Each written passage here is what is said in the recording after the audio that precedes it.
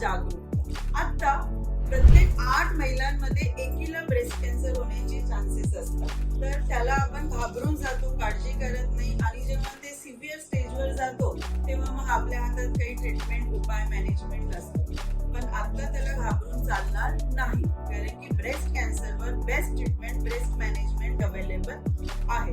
त्यासाठी काय करणं गरजेचं आहे, तर आपण प्रत्येकीने महिन्यातून 1 दिवस स्वतःसाठी 5 मिनिटं काढायची आणि स्वतःच्या हाताने स्वतःच्या ब्रेस्टचं एक्झामिनेशन करायचं.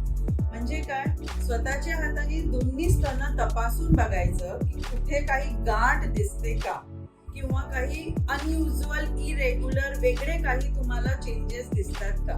जर तसं काही असेल तर लगेच आपल्या डॉक्टरांना किंवा एखाद्या स्त्रीरोग तज्ञांना भेट द्यायची. आणि सेकंडली, ज्या बाया 40 नंतरच्या आहेत, ज्यांनी 40 क्रॉस केली आहे, त्या सगळ्या बायांनी वर्षातून एकदा गायनेक चेकअप करायचं आणि सोबत ब्रेस्ट मॅमोग्राफी सुद्धा करायची. तर ब्रेस्ट कॅन्सर अवेअरनेस म्हणजे त्याविषयी ऍक्शन घेणं आणि त्याला टाळणं.